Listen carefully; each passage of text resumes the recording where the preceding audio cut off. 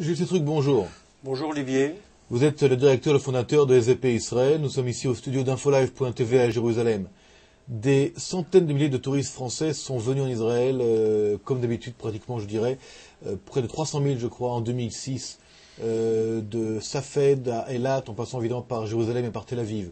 SVP Israël se veut être un guide qui en fait donne de l'information et surtout explique aux touristes qui arrivent où aller, que faire, comment faire.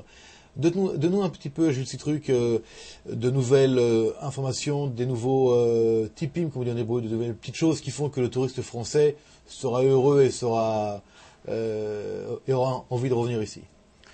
Absolument, c'est-à-dire que SVP Israël a un contenu extrêmement riche et notamment on souhaite véritablement faire des propositions de promenade ou de découverte hors des sentiers battus. Ce qui fait que nous donnons la parole déjà à des guides touristiques francophones qui nous font profiter de leur expérience en nous proposant des circuits extrêmement insolites. Par exemple, nous sommes mis en contact avec un guide touristique francophone extrêmement connu, David Fresh, qui part à la découverte des héros méconnus d'Israël. Que ce soit pour découvrir le nord ou le sud d'Israël, on va à la découverte des héros méconnus qui ont fait l'histoire d'Israël. Ça, c'est un exemple. Nous avons d'autres exemples où on essaye de concilier la bonne table israélienne avec le site historique. C'est-à-dire nous avons répertorié quelques restaurants d'une excellente gastronomie qui sont situés dans des bâtisses historiques qui ont toute une histoire liée à l'histoire d'Israël ou à la religion. Et ça existe. Ça, nous les mettons en avant. De la même manière que nous mettons en avant beaucoup d'excursions, beaucoup d'attractions liées à une découverte d'une région ou d'un site. Donc, véritablement, nous sortons des sentiers battus par rapport à ce qui a pu exister ou ce qui existe aujourd'hui sur le plan de la visite touristique d'Israël. En fait, donc, ce que vous présentez, si je comprends bien, Gilles Cetruc, c'est un autre Israël, un Israël un peu méconnu, moins connu en tout cas, de la part des touristes, surtout de France. Et il me semble que dans le prochain numéro de SVP Israël, vous sortez on va dire un article un peu particulier sur Tel Aviv, mais pas Tel Aviv tel qu'on peut le connaître, mais Tel Aviv dans son aspect de ville sainte. Voilà. Où voulez-vous en venir en fait? C'est-à-dire qu'on ne sait pas suffisamment que Tel Aviv est également une ville sainte.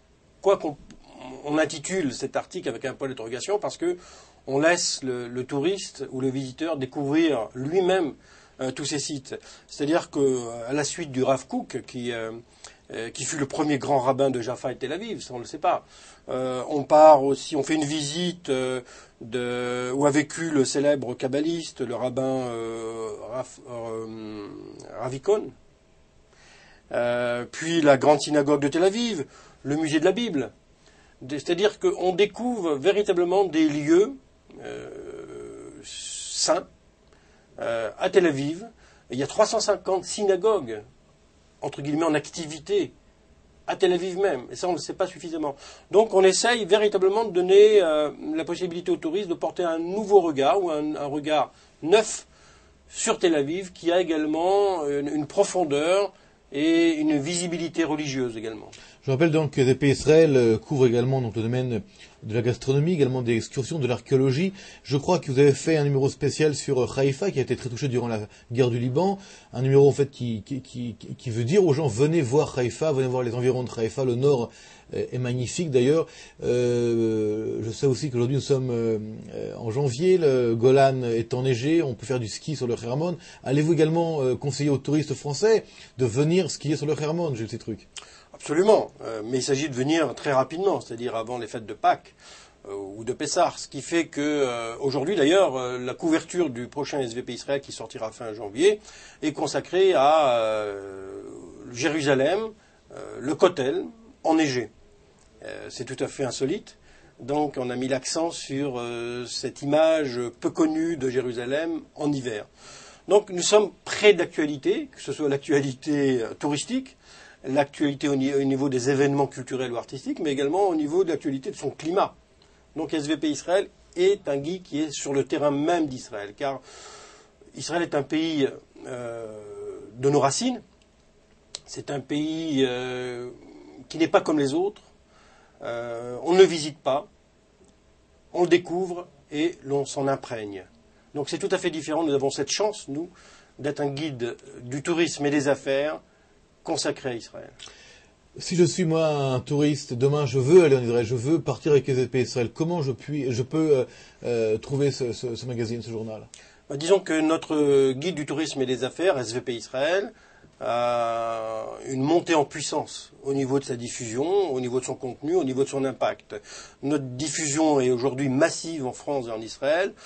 En France, à travers des partenariats nombreux que nous avons engagés avec la compagnie El Al, qui offre notre guide sur son comptoir d'enregistrement de l'aéroport de Roissy-Charles de Gaulle à Paris.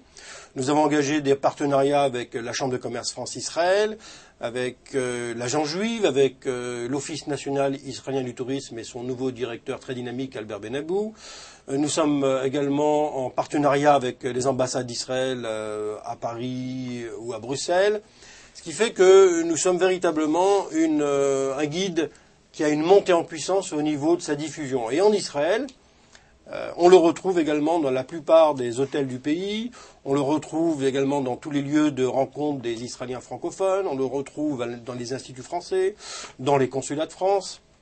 Bref, c'est un guide qui est aujourd'hui très connu, qui jouit aujourd'hui d'une belle notoriété et qui a un gros impact sur le marché du tourisme franco-israélien. Puisque nous devons conclure, mais également parler de l'avenir, je sais que bientôt sortira un numéro spécial sur Eilat. Vous envoyez vos équipes visiter les différents hôtels, les différents lieux de vacances là-bas. Donc je peux déjà vous dire, Jules Citruc, et pour les spectateurs et les lecteurs des EP Israël, qu'Infolive.tv et les EP Israël seront ensemble pour expliquer, pour analyser, pour aussi donner envie aux touristes du monde entier, de France en particulier, de venir à Eilat. D'ailleurs, il fait beau à Eilat, je sais que la mer est chaude, on peut même se baigner aujourd'hui à Eilat, nous sommes en janvier, il neige dans le nord d'Israël, mais on peut se baigner dans la mer chaude d'Eilat. Et j'invite tous nos spectateurs et tous les lecteurs des pays Israël de venir nous rejoindre. Et je vous souhaite à vous, Jules Citruc, bonne continuation avec nous, Merci évidemment beaucoup, ici à Infolive.tv, en Merci. espérant que notre partenariat donnera de plus en plus envie au monde entier de venir ici, passer les vacances et peut-être même, si Dieu veut, de rester en Israël. Avec grand plaisir. Merci beaucoup, Olivier. Merci à vous, Jules Citruc.